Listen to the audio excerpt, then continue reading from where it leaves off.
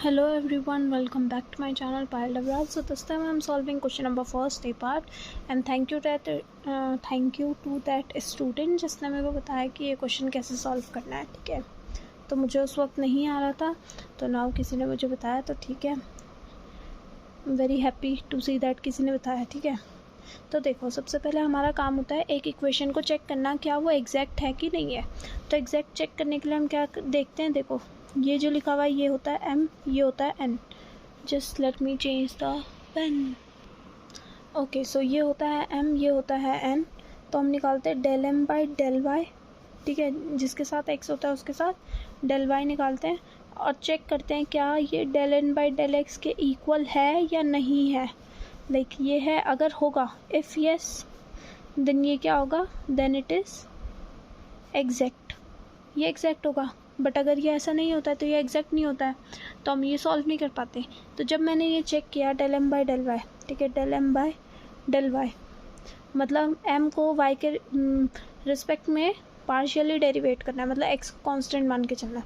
तो यहाँ से आ जाएगा 2y(x + 1 यहाँ से del N by del x क्या आ जाएगा, 2y. ठीक है, 2y आ जाएगा.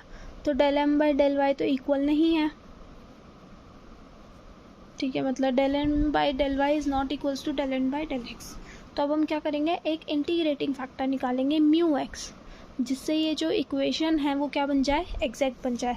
तो वो म्यू एक्स कैसे कैलकुलेट करते हैं, e to the power integral 1/n bracket में del M by del y minus del N by del x d x.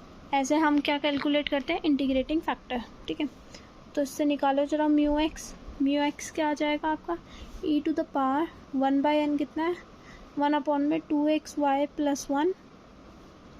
ठीक है, del M by del Y कितना है, ये माइनस कर दो 2y. तो मेरे को बताओ 2y माइनस करने के बाद आपके पास क्या बचेगा. तो ये देखो खुल के तो ऐसा होगा 2xy + 2y + 1. इसमें से ये माइनस करोगे तो 2y हट जाएगा, तो ये बचेगा 2xy + 1 dx. और ये कट के 1 ही बन जाएगा, तो ये बन गया e to the power integral dx which is equals to e to the power x. तो म्यू एक्स क्या आ गया मेरे पास, मतलब जो इंटीग्रेटिंग फैक्टर है वो क्या आ गया, e to the power x. तो this is the integrating factor. इसको पूरी इक्वेशन से मल्टीप्लाई कर दो, तो multiply with the d e, differential equation है उससे मल्टीप्लाई कर दो. तो क्या बन जाएगा, e to the power x y² x + 1 + y dx plus E to the power x 2xy + 1 dy is equals to 0. Now R D e is exact. अब हमारी डी ई क्या बन गई, एग्जैक्ट बन जाएगी. ठीक है, तो बन चुकी है वो एग्जैक्ट. अब जब वो एग्जैक्ट बन जाती है, अब हम कैसे सॉल्व करते हैं, अब ये होता है हमारा तरीका. ठीक है, तो del M by del Y क्या होता है, वो इक्वल होता है. ठीक है, तो del M by del Y, sorry, अब हमारा काम होता है del F by del X. ठीक है, तो del F by del X मतलब एफ़ का अगर मैं पार्शली डेरिवेट करूँ विद रिस्पेक्ट टू एक्स, तो मेरे पास क्या आना चाहिए, एम आना चाहिए. और अब एफ़ का अगर मैं पार्शली डेरिवेट करूँ वाई के साथ, तो मेरे पास क्या आना चाहिए, एन आना चाहिए.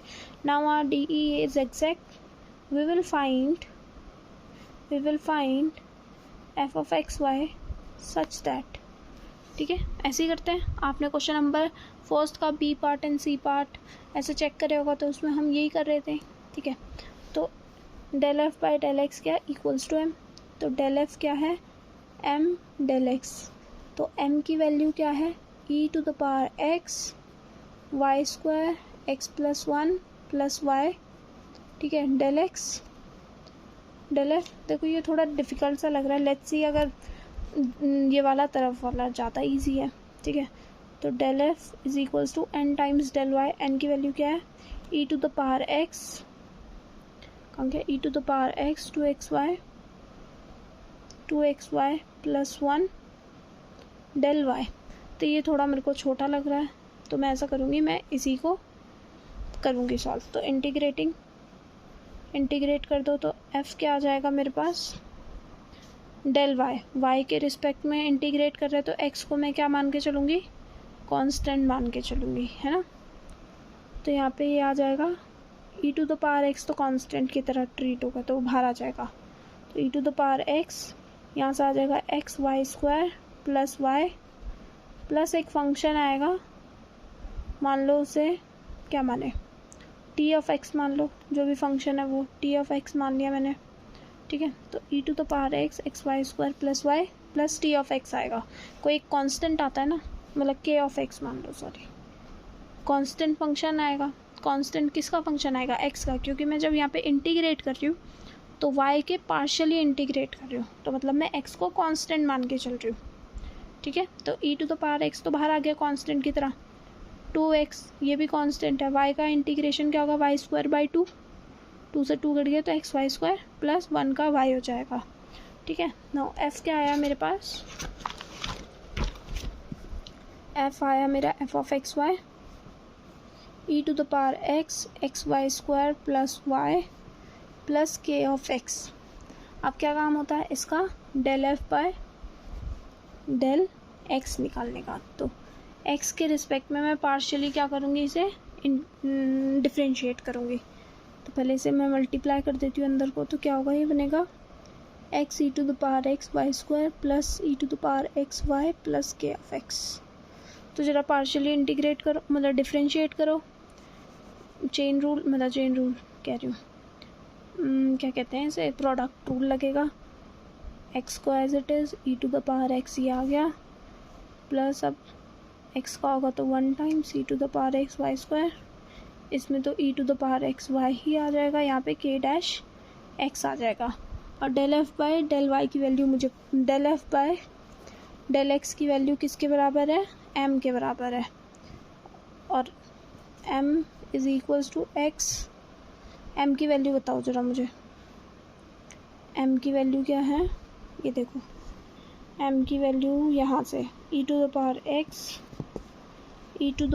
X Y square, x Y square अंदर मल्टीप्लाई कर रही हूँ, plus y square plus y, ठीक है, ये है which is x e to the power x Y square plus E to the power x Y square plus y e to the power x. m की value ये है, equating both, मैंने दोनों को इक्वेट करा तो मेरे पास क्या आ जाएगा, x e to the power x Y square plus E to the power x Y square plus y e की पावर एक्स। ये m की वैल्यू है, उसको इससे इक्वेट करना है, दोनों del F by del x है ना, is equals to x e to the power x Y square plus E to the power x Y square, यही लिख रही हूँ मैं, e to the power x Y square plus E to the power x Y plus K dash X. तो देखो ये तीनों term cut रही है, तो मतलब के डैश एक्स किसके बराबर आ गया, 0 के बराबर, मतलब के एक्स क्या है, एक 0 फंक्शन ही होगा, ठीक है। के डैश एक्स 0 के बराबर है, मतलब के एक्स क्या है, 0 ही है, ठीक है। तो फिर नाउ, ठीक है, तो के डैश एक्स मेरा 0 है, मतलब सॉरी यहाँ पे के एक्स क्या होगा, जब डिफरेंशिएशन 0 है तो मतलब के एक्स क्या होगा, एक कांस्टेंट फंक्शन होगा, therefore F of X Y मुझे क्या मिल गया, एफ ऑफ एक्स वाई ये था, के एक्स के बदले में क्या लिख दूँगी, सी लिख दूँगी बस, एक कांस्टेंट। तो e to the power x Y square plus Y plus c, this is the required solution. ये क्या है, एक रिक्वायर्ड सोल्यूशन है, ठीक है। ये क्वेश्चन नंबर फर्स्ट सॉल्व हो चुका है। अब हम सॉल्व करेंगे एक डाउट क्वेश्चन, ठीक है। तो डाउट में जो था, एक था क्या कहते हैं कि यही डाउट था 2 लोगों का, एक रवीना और एक और लड़की, आई थिंक लड़की या लड़का, रोशन नाम से शायद, ठीक है। उन दोनों ने पूछा कि अनडिटरमिन्ड कोफिशिएंट का एक मेथड करवा दो, तो एक ने क्वेश्चन लिख दिया था यहाँ पे, तो इसी क्वेश्चन को हम सॉल्व करते हैं। तो हम कैरेक्टरिस्टिक इक्वेशन बनाते हैं सबसे पहले, कैरेक्टरिस्टिक इक्वेशन जो कि क्या बनेगी, r³ minus r² equals to 0, ठीक है। तो कैरेक्टरिस्टिक ये बनी, तो आर स्क्वायर मैंने कॉमन ले लिया, आर माइनस 1 बन गया इक्वल्स टू 0। तो आर की वैल्यू क्या आ गई, 0 0 एंड 1। तो अब मुझे बताओ जनरल सोल्यूशन फॉर होमोजीनियस, या होमोजीनियस के लिए सॉल्व कर रही हूँ ना पहले मैं, तो जनरल सोल्यूशन फॉर होमोजीनियस क्या आ जाएगा, for homogeneous is Y H X लिख देते हैं। तो C1 times e to the power R X, तो 0x plus C2 times x, क्योंकि 2 डबल रूट है तो अब C2x e to the power 0x plus C3 e to the power 1x 1 times x। तो ये बन गया C1 plus C2x plus C3 e to the power x। ये तो है जनरल सोल्यूशन, ठीक है, होमोजीनियस का। अब जो हमारा नॉन होमोजीनियस पार्ट है हम उसे सॉल्व करेंगे। सो उसे सॉल्व करने के लिए अब देखो, अब मैं थोड़ा ना जल्दी जल्दी सोल्यूशन लिख रही हूँ so that we can solve थोड़ा फास्टली, ठीक है। तो अब जो है नॉन होमोजीनियस में 2 पार्ट है मेरे पास, एक तो ये पार्ट, एक तो ये पार्ट, ठीक है। तो पहला नॉन होमोजीनियस पार्ट को सॉल्व करेंगे अब हम, जीनियस पार्ट सॉल्विंग, ठीक है। तो इसे सॉल्व करते हैं हम। तो इसमें क्या है हमारा 4e to the power x के लिए हम क्या जनरल सोल्यूशन क्या मानेंगे या फिर पर्टिकुलर सोल्यूशन जो बोलते हैं, वी हैव 2 पार्ट्स, ठीक है। इसमें एक तो ये है और एक 3x स्क्वायर है। तो इसके लिए y पर्टिकुलर जो होगा हमारे पास, एक तो होगा yp1 जो कि मैं इसके लिए मानूंगी, प्लस yp2 जो कि इसके लिए मानूंगी, ठीक है। तो yp1 कैसा टाइप का होगा, a times e to the power minus x, ठीक है। तो अब इसे सॉल्व करेंगे हम। तो y डैश निकालेंगे minus a e to the power minus x, y double dash निकालेंगे वो हो जाएगा a e to the power minus x, और वाई ट्रिपल डैश क्या आ जाएगा minus a e to the power minus x. अब इन दोनों को माइनस करना है आपस में, तो minus a e to the power minus x minus of a e to the power minus x, ये किसके बराबर होगा 4 times e to the power minus x, मतलब minus 2a e to the power minus x is equals to 4 times e to the power minus x. तो a की value क्या आ गई मेरे पास -2, ठीक है, ठीक है। तो यहाँ से yp1, ठीक है, 2 नॉन होमोजीनियस करेक्टर है इसलिए हम ऐसा कर रहे हैं। तो yp1 क्या आ जाएगा, yp1 आ जाएगा -2 e to the power minus x, -2 e to the power minus x. Now yp2 के लिए सॉल्व करेंगे हम 3x स्क्वायर के लिए। तो yp2 को मैं लेट करूँगी, देखो 3x स्क्वायर है ना, तो इक्वेशन में कुछ इस टाइप से बनूंगी, a तो मैंने ऑलरेडी ले लिया, तो अब bx square plus cx plus d, ठीक है। तो y डैश निकालो 2bx plus c, y double dash निकालो 2b, y ट्रिपल डैश निकालोगे तो 0 आ जाएगा, ठीक है। y ट्रिपल डैश निकाला हमने, 0 आ गया।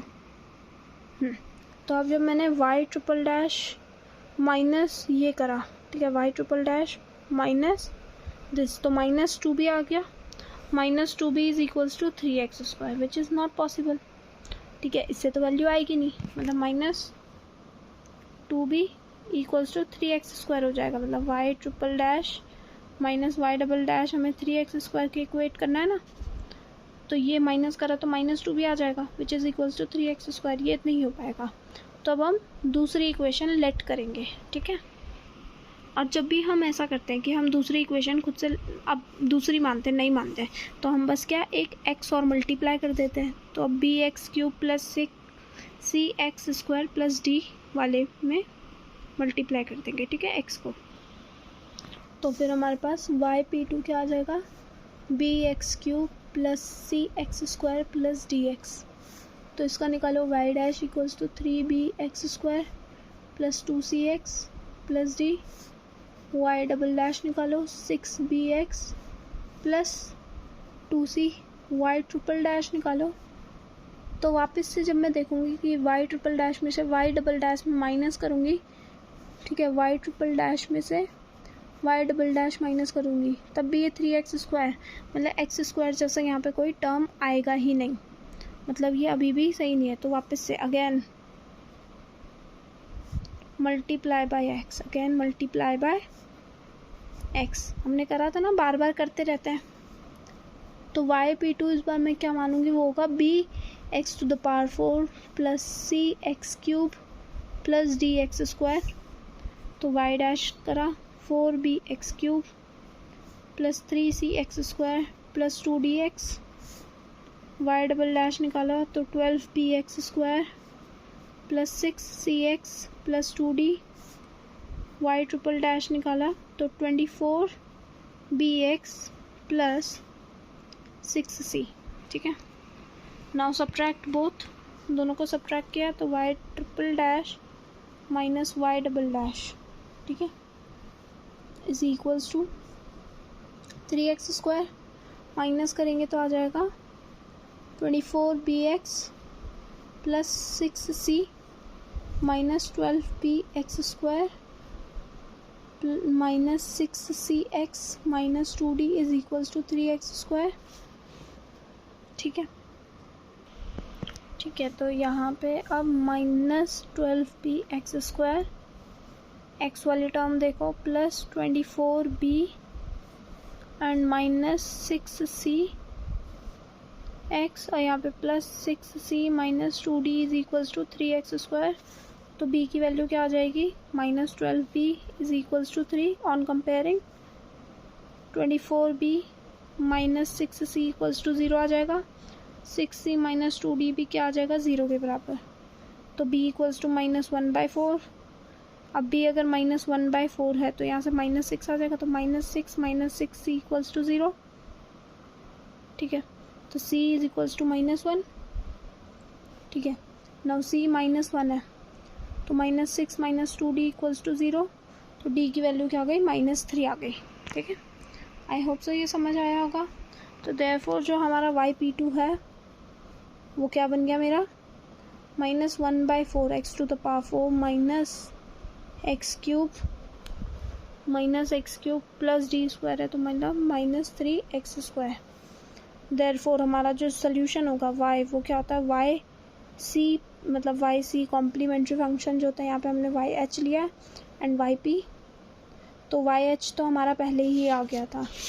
ठीक है, वाई एच क्या आया था हमारा, ये वाला। ठीक है, तो c1 plus c2x plus c3 e to the power x। अब वाई पी में दो पार्ट है, Y P1 and Y P2। Y P1 कहाँ गया, where is my Y P1, पीछे रखता हूँ। अच्छा, वाई P1 आया था -2 e to the power -x, -2 e to the power -x, and ये वाई P2 क्या आया, plus -1/4 x to the power 4 minus x cube minus 3x square. तो this is the required answer. ठीक है, y की value क्या आ गई, ये। This is the required answer. All the best for your exams. ठीक है, अगर कोई डाउट है please let me know in the comment section. थोड़ी देर तक तो मैं जगी हूँ। ठीक है, मैं देखती हूँ डाउट्स अगर किसी के आते हैं तो। बाकी ऑल द बेस्ट। ठीक है, अच्छे से करना paper. Bye bye, like share and subscribe.